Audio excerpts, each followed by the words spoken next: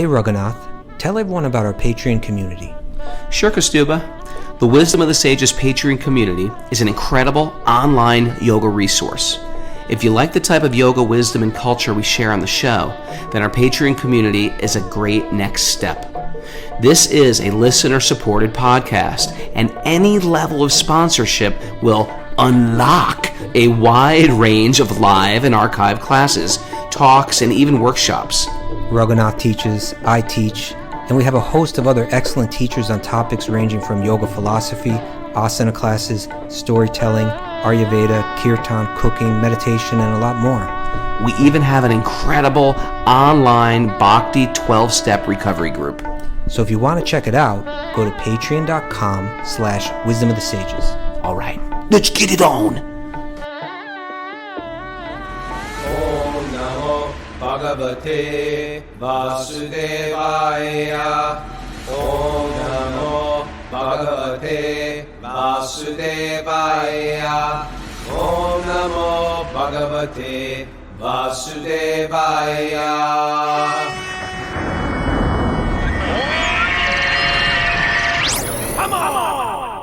Live from beautiful Canaan, New York, this is Wisdom of the Sages, a daily yoga podcast with your host, Raghunath, and your co-host and senior educator at the Bhakti Center in New York, Kaustubha Das. Welcome to the show. And welcome to, what day is it? Tuesday? Arranged Marriage Tuesday? Mm-hmm. Welcome to Tuesday's Srimad Bhagavatam study. Oh, first of all, an apology. I did a Sweet Baby Krishna last night. I was all into it. I was like, first I started off, I warmed him up with some verses about Kali Yuga. I just started going through the 12th canto about the Kali Yuga and the dangers and the issues we have with Kali Yuga. You got a favorite Kali Yuga verse, Kaustubha?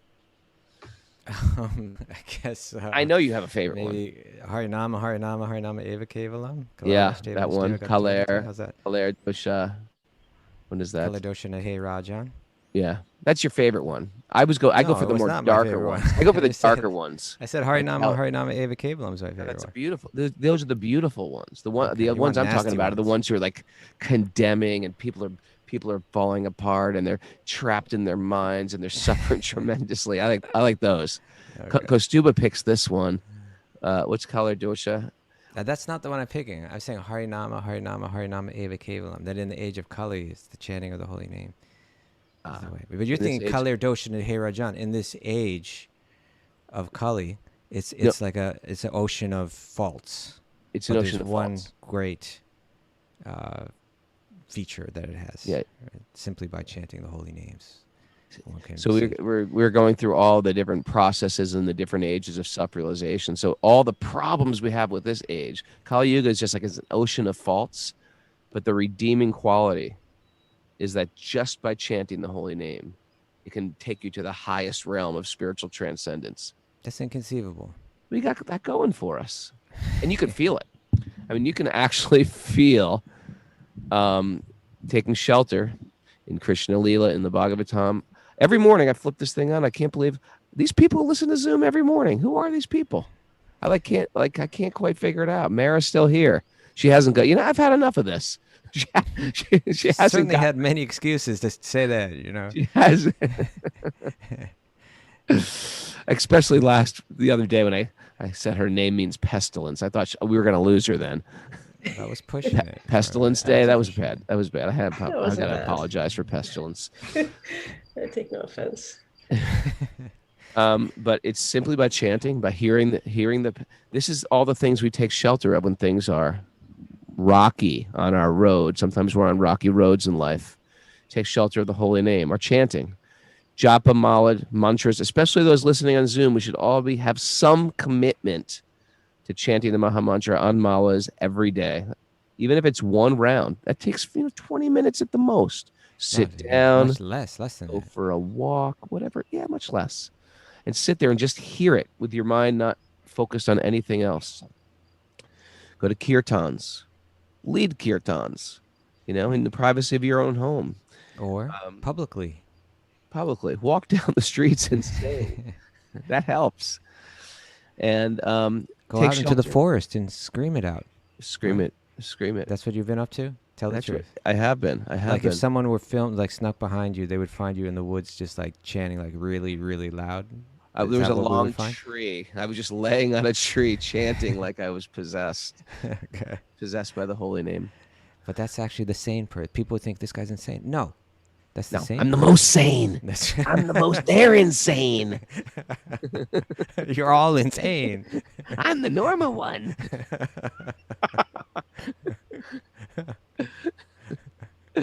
Well, when we start to connect with our spiritual identity, it's like I've been putting on layers of costumes for all these years to try to impress people, try to impress myself, try to step into some character.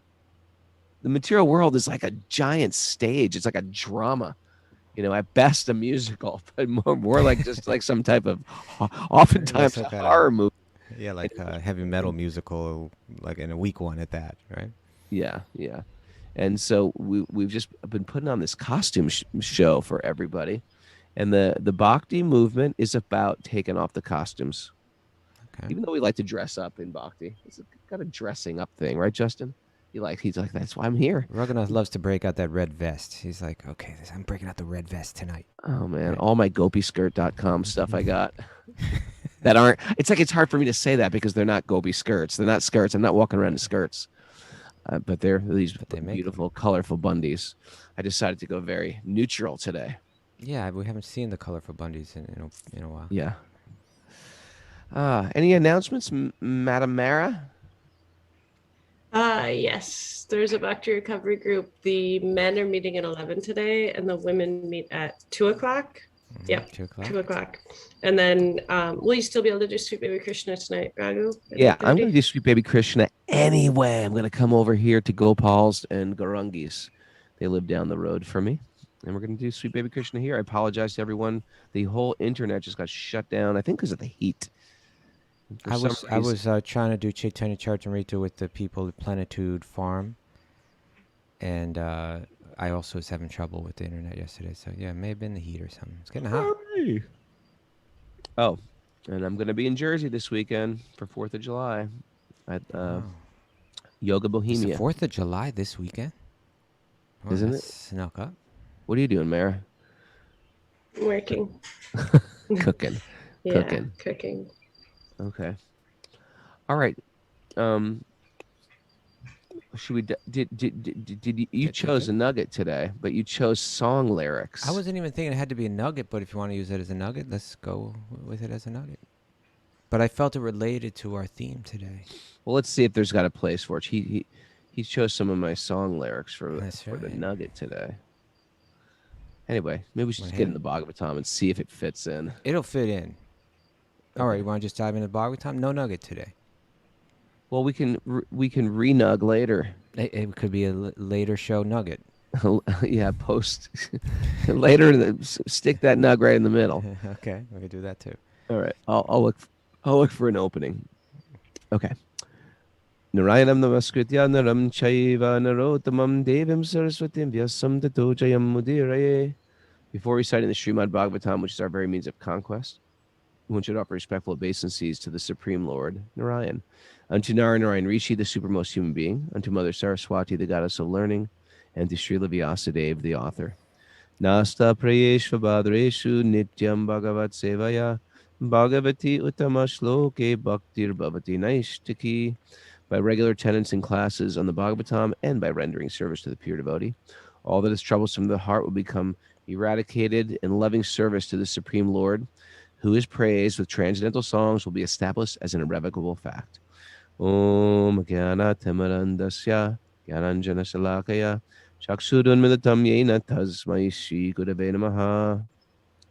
I was born in the darkness of ignorance, and my teachers have opened my eyes, are opening my eyes with the torchlight of knowledge. I offer my obeisances to them. I changed that. I changed it from, I'm rewriting the Sanskrit now. My teachers have opened my eyes with the torchlight of knowledge. I don't say it like that. It sounds too arrogant. They've opened my eyes. I feel like they're opening my eyes. Well, they've opened your like eyes. I'm a work in progress. My eyes aren't open. I'm bumping into stuff all the time. You know what I mean? Well, I think my eyes are open, my children. Let me help you. Huh? All right. I guess you could take it different ways. You know what I mean? That's how I take that. It sounds a little too arrogant, so I just shift So it you to changed. So then you took the ultimate arrogant move of retranslating a language I don't even understand. yeah, these verses that have existed In for my thousands of years. You decided to change them now that you have the insight to shift them around. Oh, speculator. But I get it. I get what you're doing. All right, what number are we on, Kaustubha? We are on the good appearance of Lord question. Varaha, Canto 3, Chapter 13. Things get pretty exciting today. We're in chapter Nostrils. 13. Yeah, we're gonna. Nostrils, bores. Yep. I think all we of that. read through the 13th text. That's what I thought too. Thank you Yeah, very right. much. Okay, so what was happening there? Oh yeah, so that was it was being explained that by Brahma that he said in text 13 that Krishna is the form to accept all the results of sacrifice. And if he's not satisfied, then one's labor for advancement is futile. He's the ultimate self. This was the point. That Lord Vishnu, Lord Krishna, is the ultimate self, and therefore one that does not satisfy him certainly neglects their own interest. In other words, that's the root of our existence. It's from that source that we get our nourishment, our sustenance. So by reconnecting, here the word sacrifice is being used, but in other words, by reconnecting, by actually connecting with love, and when you love, you offer. And if you want to call that sacrifice, you can call that sacrifice, right? But when you reconnect with love to that source of your existence, then you're actually acting harmoniously with your own self-interest, because in one sense, God is the ultimate self, right? That self from which we all come. All right. So now Manu is going to reply. He's just been kind of appreciated by Brahma. I appreciate your dedication. I appreciate how your whole attitude. You're ready to serve. That's really where a human being is supposed to be at. You've got the right attitude. Now Manu is going to speak back to him. Ready? Text 14, yeah. Here's Manu. Sri Manu said, All-powerful Lord, O killer of sins, I shall abide by your order. Now please let me know my place and that of the living entities born of me. Master of the demigods, please attempt to lift this earth, which is merged in the great water, because it is the dwelling place for all living entities. It can be done by your endeavor and by the mercy of the Lord. Yeah. So this is very early on in the universal history, and the planet Earth.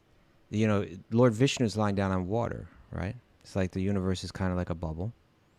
It's half full of water. Lord Vishnu is lying on that water. Brahma is born from the lotus, coming from Lord Vishnu. Now Brahma is active and engaged in the acts of creation. Part of what's going to have to happen is he's now Manu and Shatarupa. These progenitors have manifested from his body. They're ready to start creating more living beings. But the earth is one place where those living beings are going to exist, right? And that place is currently underwater. He's saying, could you do, I'm ready to serve, but there's certain things that I can't do. I'm dependent on you to do.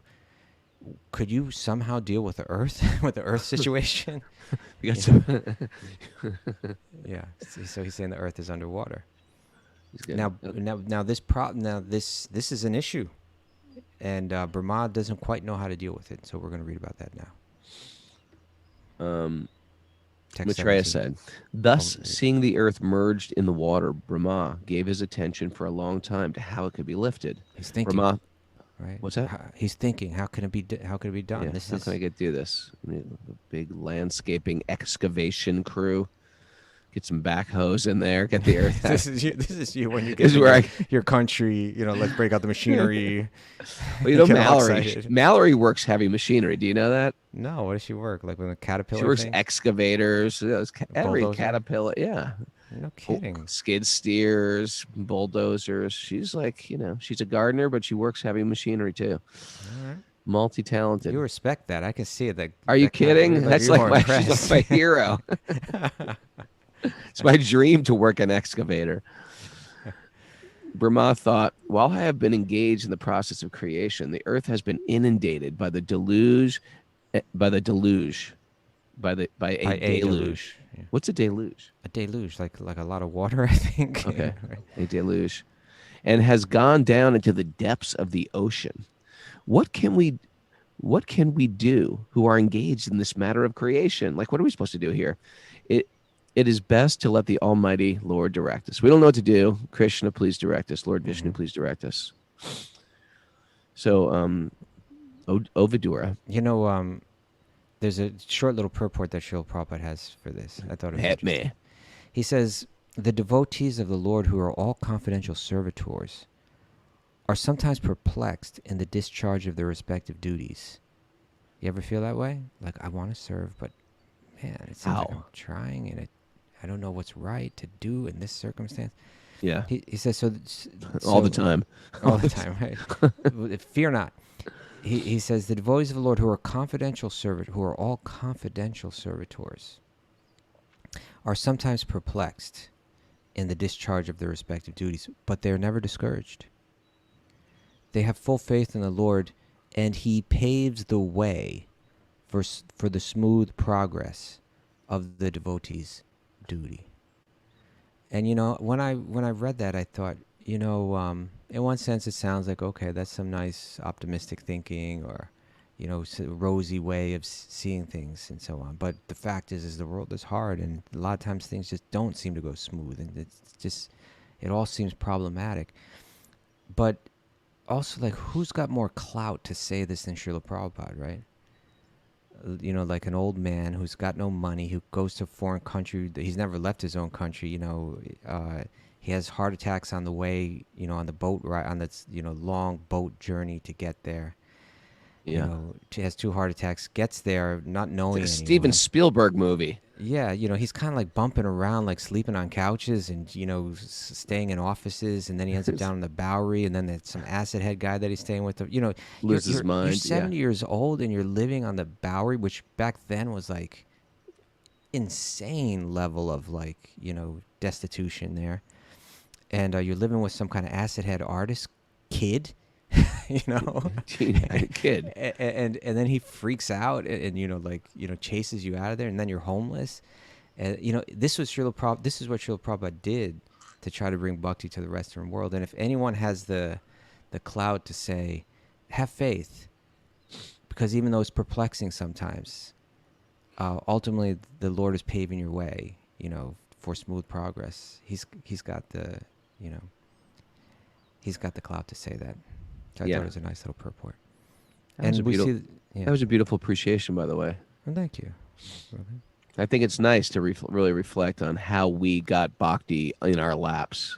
Like, it's too easy for us, you know, because people like jump through many hoops, you know, rode a boat across the ocean. I don't even like getting on like the Staten Island ferry. Like, okay, Raghunath, you can deliver all of Staten Island if you just go there with this trunk of books. I was like, oh, I gotta ride the ferry. I don't want to get on that ferry. Is there another way?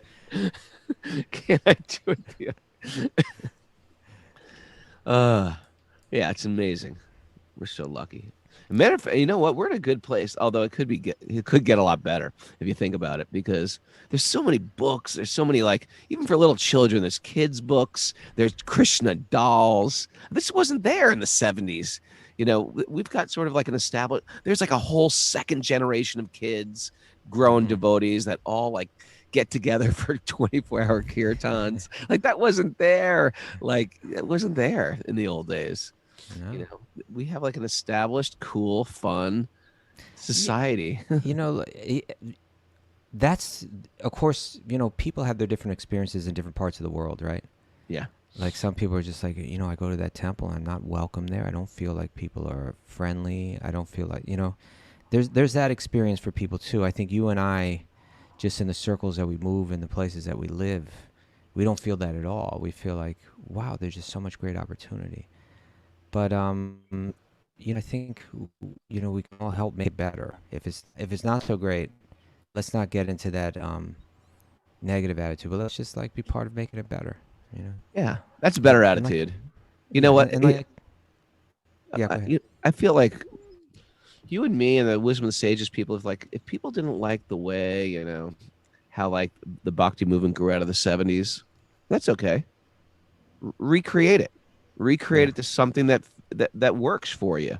There's no one set way to practice your Bhakti, you know? And at any moment, you can say, you know what? I'm going to do it this way. I'm going to have a little get together, and we're going to do it this way. And I think it should be. And we're not going to sit on the floor. People always take something they're like against. Why are we having to sit on the floor just because they sit on the floor in India? Can't we sit at a table? Yes, you can. Sit at a table. Go ahead. Just sit at a Get your damn own table. Don't make that table. your political stance. Just, just get all discouraged. I mentioned when we had Hridayananda Maharaj on the show on Sunday that on Saturday there's that wedding, and it really, not that it's the first time that I've seen anything like that, but because I was kind of like away from any kind of public programs for over a year, to just pop into that one and then just hear the parents of the bride and the groom, who are people, like who seemingly are completely removed from this whole thing, like the whole practice about their connection is that their children are into it, but that's it. But their message was primarily what their message was thank you. The parents' message. The message from the parents was thank you for accepting my child into your community, because I can see how wonderful and beautiful your community is. That's something. It's a lot different than when you, me, Parmananda got into this. It was like our parents weren't thanking the community. No. Yeah. So, but like you're saying, but nowadays it's true. There's so many ways to connect. Let's just find our way to connect. Yeah. Can I just drop into another thing? Because someone said something that was disturbing me yesterday. We got to make sure we keep the main thing is to keep the main thing the main thing. Yes. That's the main thing. The main thing is to keep the main thing the main thing. And Krishna Bhakti is the main thing. Our service to Krishna, our serving the devotees, not criticizing devotees. People take offshoots of their Bhakti. And instead of worshiping Krishna, they find, like I was joking, but it's sort of serious. Why are we sitting on the floor? This isn't India. We don't have to sit on the floor. Don't make that your main damn thing. Mm-hmm. Make Krishna Bhakti the main thing. The details are just details. We get that. The clothing is a detail. The hair is a detail. These are details. And sometimes what people do is they get absorbed in finding issues with the way things have been done at ashrams. And they rail against some experience they heard about, some experience they personally had. Get over it. Learn to get over those experiences and reinvent, or else they stay. It's like, seems like we should know this because this is the ABCs. Take no offense. Don't hold resentment. Recreate your experience. Mm-hmm. Or else what happens is you hold on to things. And I've seen people do this all the time. They're 20 years still trying to practice bhakti, but they're bitter about something that happened 20 years ago, 10 years ago. It's not God conscious anymore. It's a bad experience conscious. It's a bitterness to a person conscious. It's a bitterness to a guru who couldn't stay a guru consciousness. And it's like this enemy consciousness. It permeates their whole life and it ferments and takes over their whole body and their whole being. Ferments. You like that? Okay. Sure. Like that ferments. It just takes over. My point is, it's really easy to get into like sub branch. It's still like, look, I'm wearing the clothes of bhakti. I'm chanting the rounds of bhakti. I'm going to the kirtans. No, you got to uproot all the resentment that we're walking around with and keep Krishna the main thing. That's the main thing. You know what I'm talking about, right? Yeah, I mean, there's always. It's just the way that the mind tricks us, and in this Kali Yuga, it's like, it's really in full effect. Is that rather than just let something go that's insignificant, we use it as a rationalization to become to actually neglect what we really need to do. It's more challenging to let go of it and to create something new. even if it's very small. It doesn't have to be like you have to create something big, but like we all need some opportunity to gather together and discuss these sacred texts, to hear from them, to discuss them, to share our thoughts on them with each other, right? And we all need a little get together where we can make an offering to God, cook something nice, in a pure state of consciousness, make an offering of it, share that with each other, We all need to get together. We all need to play today, a little music. We all need to get together. We all need to play a little music. We all need to play a little music, sing and dance together a little bit, right? We all need to sing and dance together. Write that one down, Mara, please. Yeah. These are the things, it was Veera Bhadra, who was, until recently, he was the executive director of the Bhakti Center, but he was sharing with me, I think it was from some Christian, a book written by some kind of Christian church, or, it had to do with like what creates community. And I think it mentioned 4 things. One was like telling stories together. We got that, check. Yeah.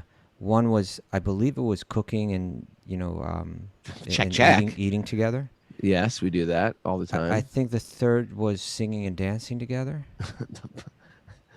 They're describing the Hare Krishna movement. Well, yeah, this is what a community is. So, and the third is worshiping an idol.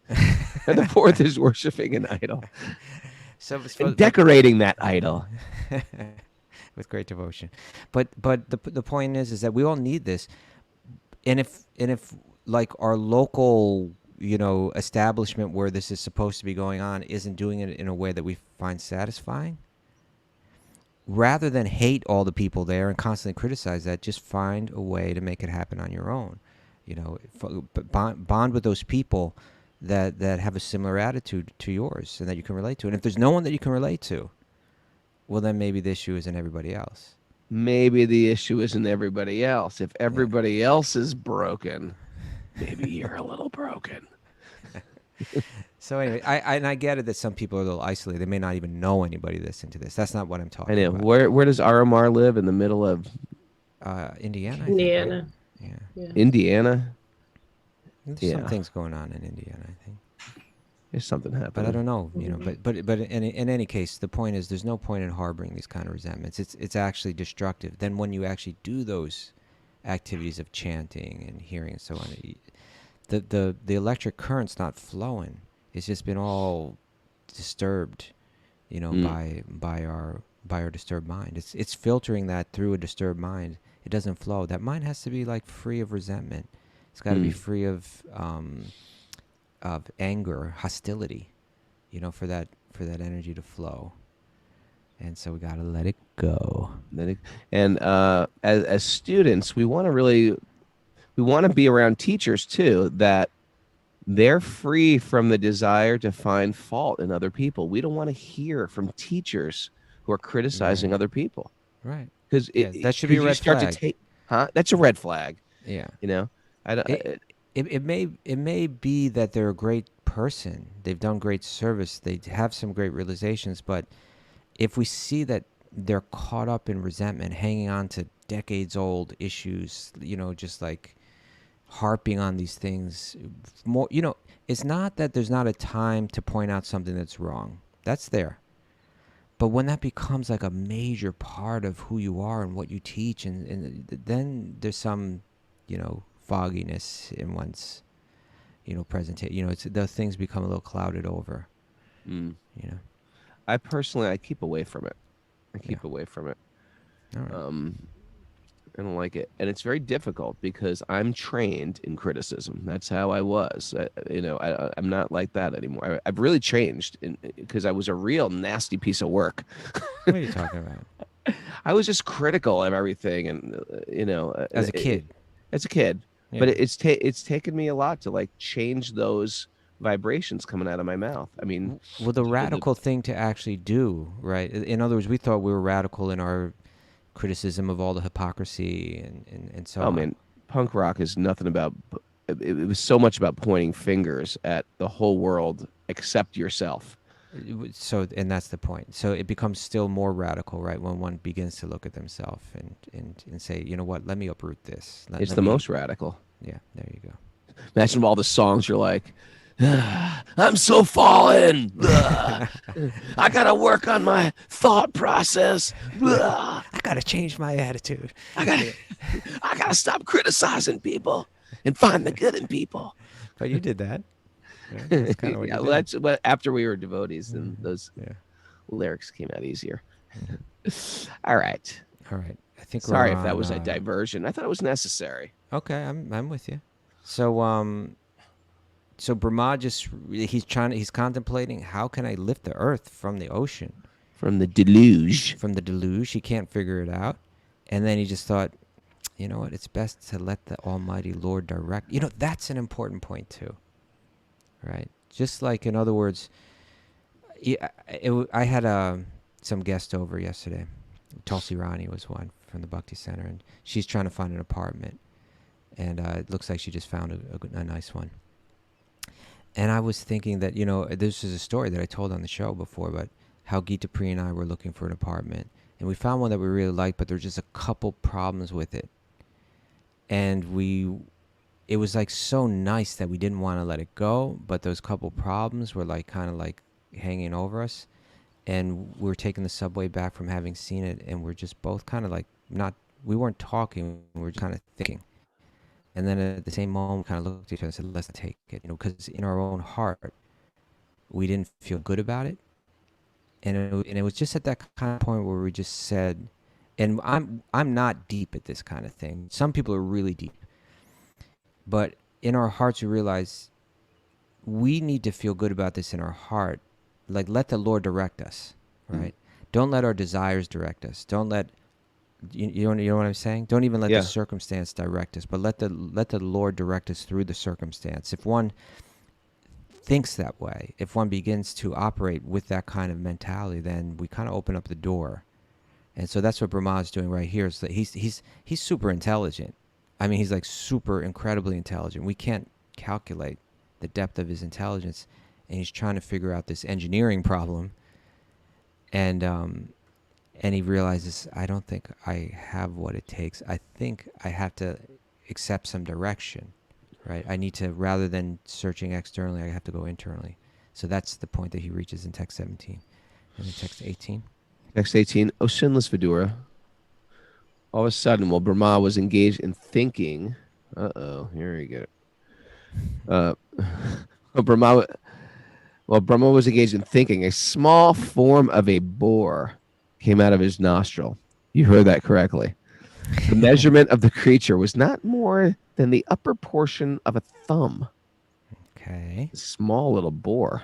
Yes. Who descended the Bharat while Brahma was observing him. That boar became situated in the sky in a wonderful manifestation as gigantic as a great elephant. Now it's a giant. So to grow. It grew. Struck with wonder at observing the wonderful boar-like form in the sky, Brahma, with great brahmanas like Marichi, as well as the Kumaras and Manu, began to argue in various ways.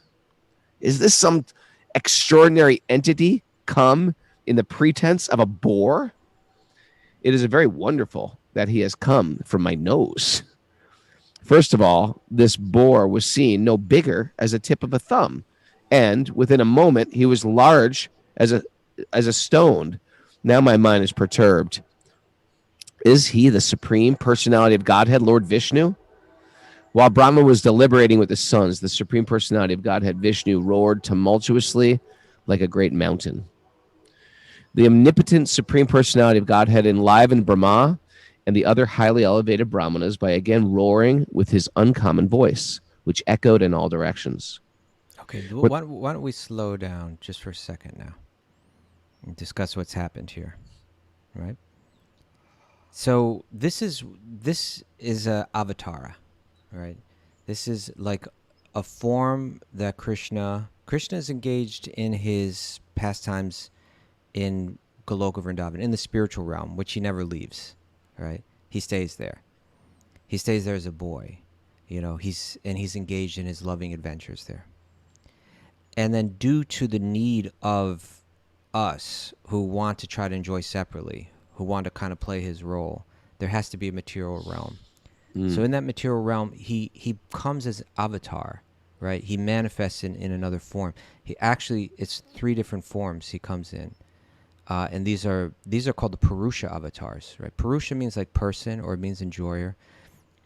If we go to the hymns of the Vedas, like the Purusha Shukta, it's like glorifying that original person, the Adi Purusha, right? And that's, in other words, like the original person in this universe. And so that's Mahavishnu, or not even in this universe, but like in the material realm. First you have, say, like within this spiritual sky, you have like a huge bubble. And within that bubble, you have Lord Vishnu lying in the water. So that's like the Purusha, the Adi Purusha, the first person, right? And it's Krishna, but he's come in a different form. He's come in a form that's meant to deal with the material world. And then from his pores come millions of universes. And in each one of those, it's filled half with water, and he enters again as the second Purusha Avatar, Garbhodakshay Vishnu. So from this second Purusha Avatar comes Lord Brahma, is born from the lotus, from his navel. And then he's going to again come as a third Purusha Avatar that's going to enter into the heart of every living being, right? And even within every atom. And so that his awareness spreads through like every atom in each universe. So those are called Purusha Avatars. They're setting things up so that the material world can function, right, on 3 different levels. But this, Lord Varaha, this is called Lila Avatar, right? So Lila means divine play. And really what's going on here is he's having fun. Like, this is his adventure. Just like, it's almost like, you know, if this is the macro, the micro is just like watching children play. Dress up. They dress up in different I'm costumes. a pirate. Yeah. I'm a boar. Yeah, I'm a boar.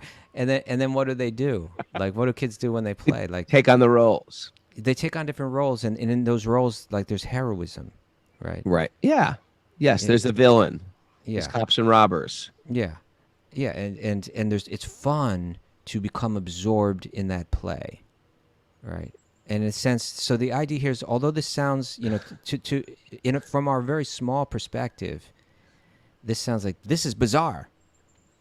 From another perspective, we should say this is the most natural thing in the world. This is macro. We've been living in micro. Yeah. We live in micro. That's right. This is it on the macro level. That at the same time, because our vision is from such like a small, tiny perspective. Like when we think of a nose, we think what comes out of a nose, like nothing very pleasant, right? But generally. Like, yeah, but Brahma's body isn't like ours. It's not like some, you know, it's made out of this subtle energy, right? That like we have very little understanding of. And, you know, one thing I was just picking up and reading some of the purports today was that when what happens here in Bhagavatam is like something magnificent happens, and then you hear the sages offer their prayers. So this boar is going to appear in the sky. And it's going to be like a stunning vision. And although it's hard to imagine, it's like a very beautiful vision. It's kind of like there's this big problem. The earth is submerged. And then suddenly this magnificent creature manifests. And it's like, they're like, these sages are like, this is magnificent. This is wonderful. He's going to actually save the day here. And then they begin to offer their prayers. And in their prayers, they say that Lord Varaha, that he is the Vedas personified, right? And it's interesting because you see the Vedas, it's said that the Vedas come from the breathing, from the breath of Lord Vishnu. And now we see that Lord Vishnu comes from the breath of Lord Brahma. So like, don't think of like a nasty nose channel or something like that, but just try to understand it like from this. When you get to a being on the level of Lord Brahma, his body is just like beautiful, subtle energy. And from his breath, Lord Vishnu takes form. Right. You know what? I appreciate you clarifying the cleanliness of Brahma's nose. This is a fully hygienic process that's going on. You know? But he's sitting there trying to say, how can I solve this important? I've been entrusted with a universal responsibility. I can't figure it out. Let me be directed. And then from his without any effort on his own, just from his breath, the solution comes. in the form of Lord Vishnu. But Lord Vishnu is also playing here, right? If he wanted to lift the earth, he could just do it by desire, but he wants to play. And Lord so Vishnu when plays, Lord Vishnu humans plays, play, children play. I've seen monkeys play. I mean, you've seen monkeys play. of course. I saw these monkeys literally diving off of a tree, swimming underneath the water in a fountain, and then getting out and doing the same thing again. Like 5 monkeys just running and diving off a tree just to swim. Yeah. You know, It's in us. It's in us to play. Why is it in us? Because it's in Lord Vishnu. Because it's in God first. Yeah. Yeah. I wonder if like tiny or of course there must be play going on with tiny living entities. You think? I mean, according to Like our body bacteria and is our playing? mind, well, according to our body and our mind, we have a certain level of creativity. So the Lord's creativity is just like super magnificent. You know, ours is limited. And then as you go down in the different species, it's going to become more and more limited. But it might, in some species, it might just be sitting there as a potential, right? Like the potential to play, the potential to love. Like a tree. I want to play. Oh! I wish I could play.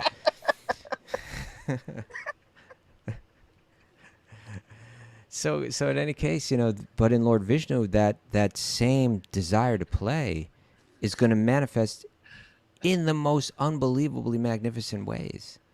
And this is one of the ways it's manifesting here again. When he manifests as Purusha Avatar, like kind of to take care of material business, it's also incredibly magnificent, right? When we take care of business, we have that potential. And you know, we take up a job, we do it. And we do it to the best of our ability. But when Lord Vishnu does it, you know, from the pores of his body in one breath, it creates unlimited universes that go back into his body, you know, on the inhale. Like, that's unbelievable, right? So similarly, when it comes to play, or, you know, like when we say kids play, you know, they pick up a stick and this is my gun and I'm going to go, you know, catch the, you know, the criminal, something like that. You know, I'm the hero. It's much more crude. But Lord Vishnu manifests as a sport. Now, why the boar? Why is he playing as a boar? You know,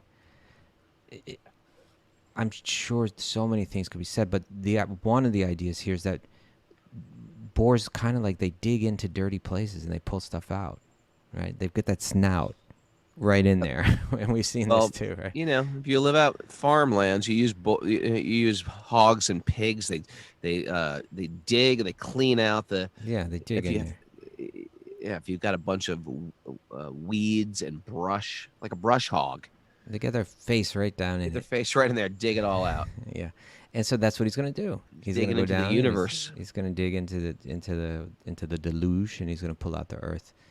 So so there's play here, but it's, you know, we can talk about it humorously and we can joke about it and so on, but there's an understanding here that only the truth and the depth of it, it's only revealed to us when we approach it with the right attitude. You know, when one actually has devotion, like true devotion, true love, then how to understand this will be revealed. Beyond just like, this is absurd, beyond this is just mythology, beyond this is kitschy, beyond, you know, like the truth and the beauty of it can be revealed. You know, like in the 11th chapter, beautiful verse, like 1154. Bhaktyat, what is it? Bhaktyat tvananyanya sakya aham eva vitorjuna. Yeah, this is, Krishna says, my dear Arjuna, only by undivided devotional service, ananya bhakti, right? Only by undivided devotional service can I be understood as I am. Why do I take form as a boar? Why does a lotus grow from my navel, you know, upon which Lord Brahma takes birth? You know, why does Krishna, you know, dance on the hoods of a multi-headed snake? You know, how do I understand him as he is? My dear Arjuna, only by undivided devotional service can I be understood as I am, standing before you, and can thus be seen directly. Only in this way, and this is how he phrases it, only in this way can you enter into the mysteries of my understanding. Right. So this will not be understood by someone that doesn't want to understand it. And it still won't be understood. You know, it will be understood in still more depth to someone who's cultivating their love for Krishna. And then what seems absurd or what seems like mythology or what seems kitschy or silly will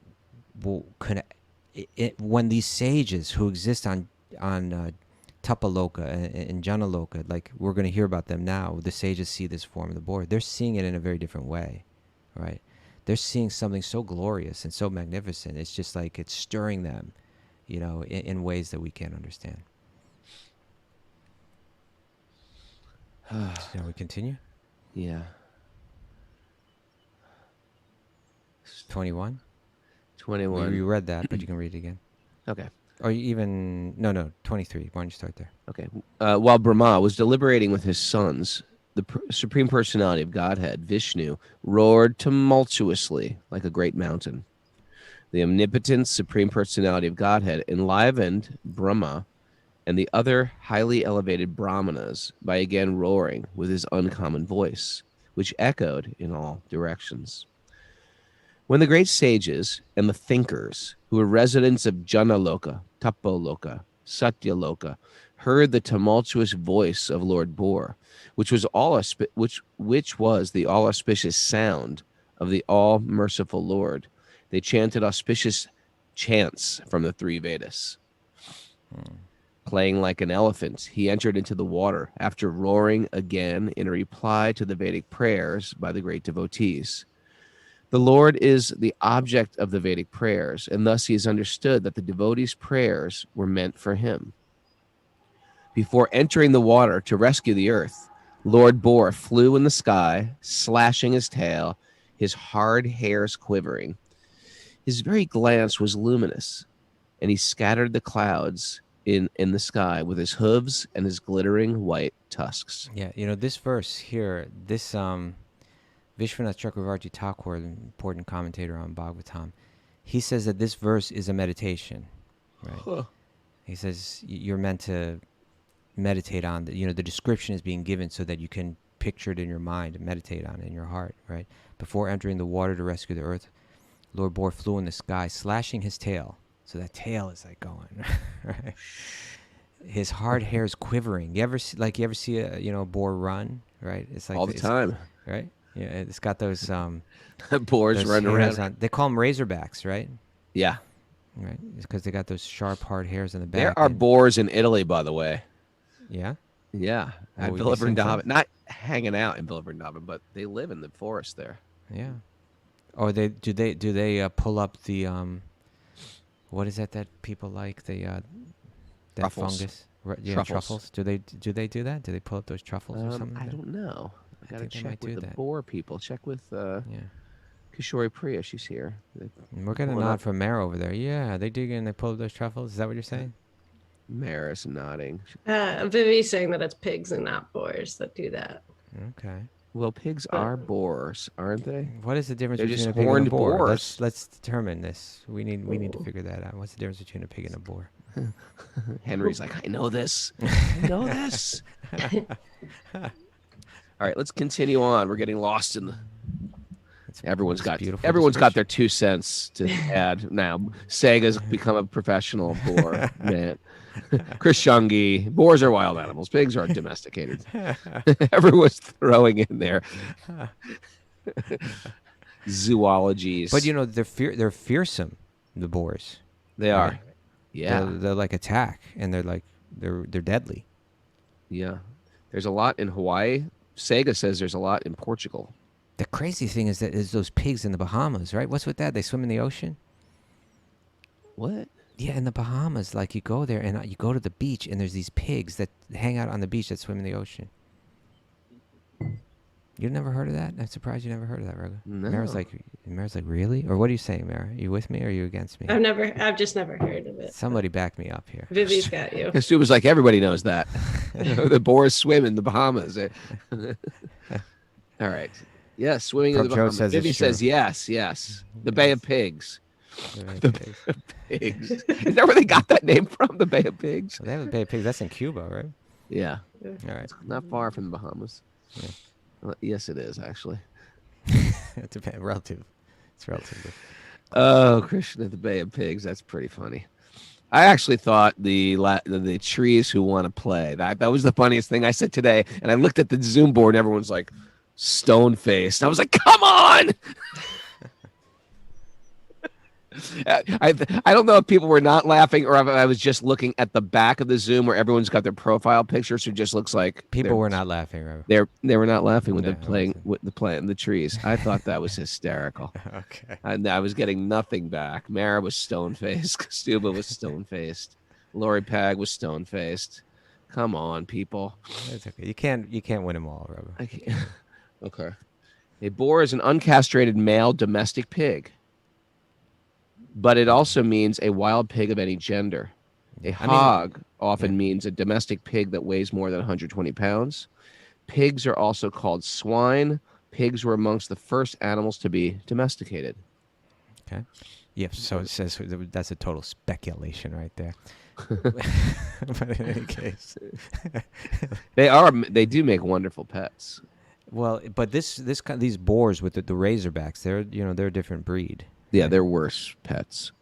Well, those are the ones that like people hunt those because they're such a powerful animal and everything like that too. Like they'll take you out. Yeah. Okay.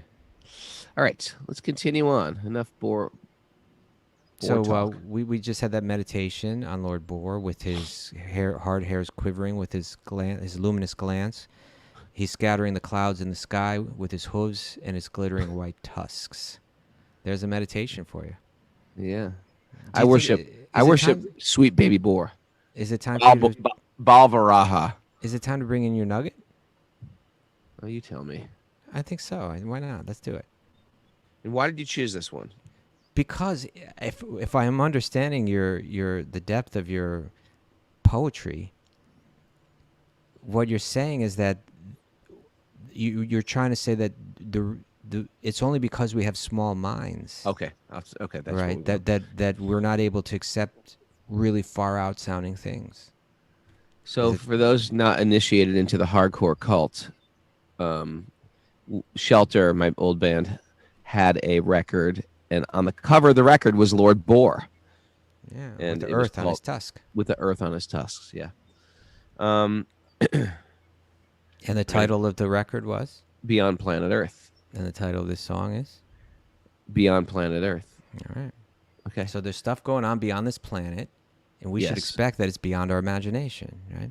Here's the poem, the lyrics. Okay. The galaxy, no boundaries. My tiny eyes can never see. Our human paradigm, it's so asinine. But with a broad mind, I'm sure we'll find different realities. We're infinitely small, yet we think we can understand it. Go out and stand tall. Call their bluff. There's more beyond this planet Earth. The mystics knew the subtle view, but modern man, well, they've got no clue.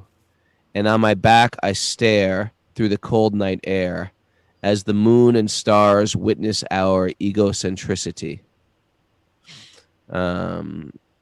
Gods and goddesses revealed. The old world knew it to be real.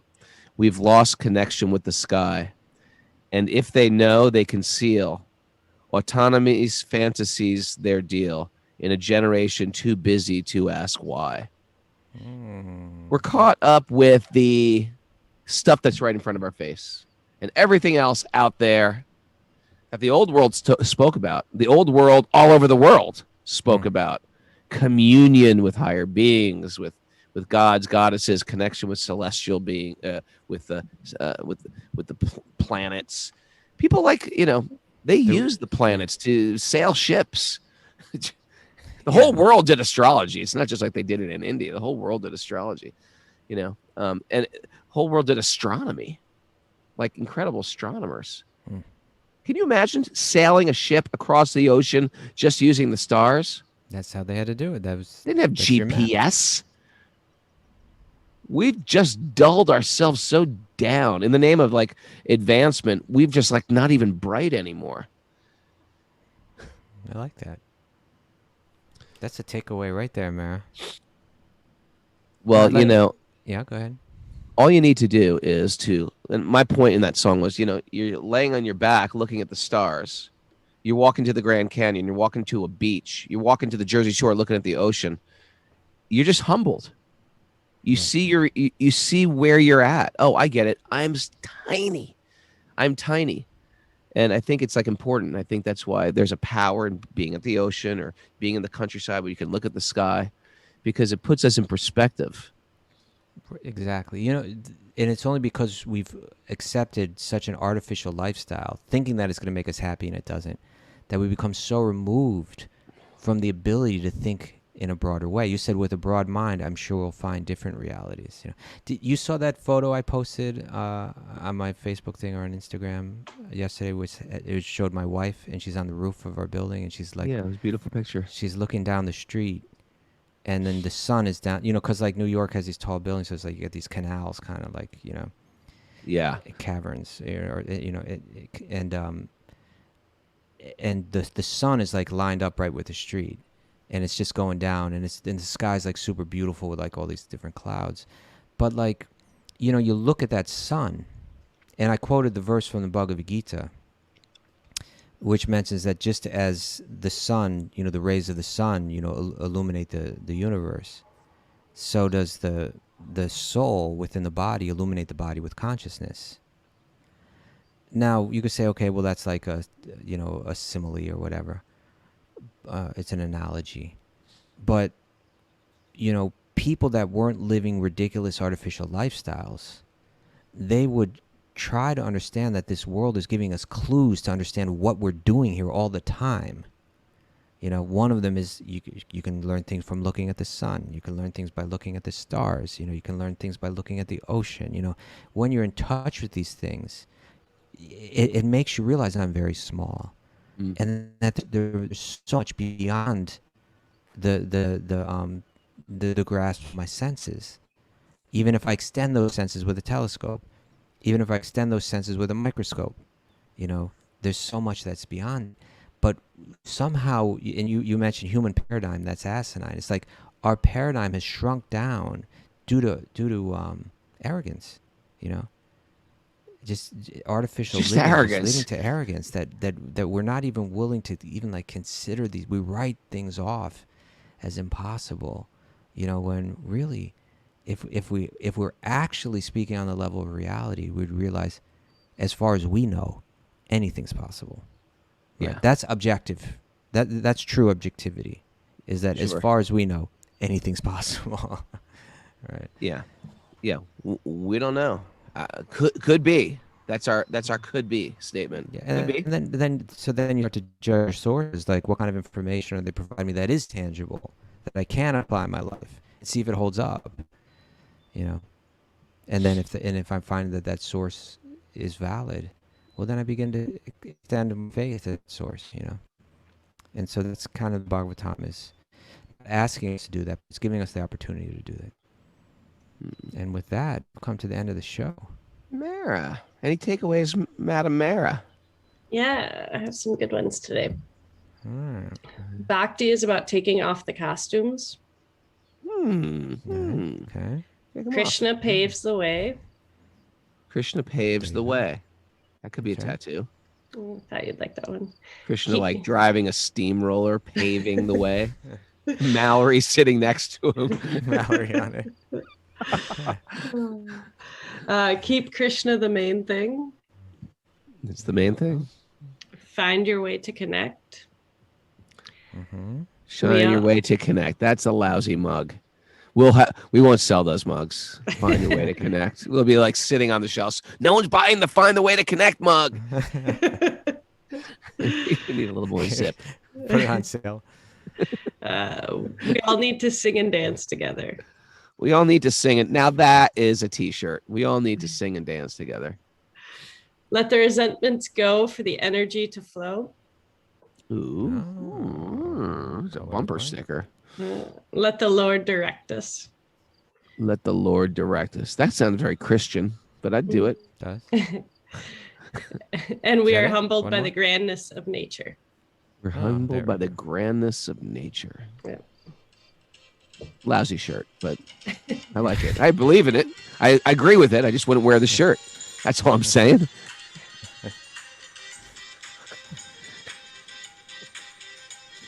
Wisdom of the Sages shirts. That didn't work.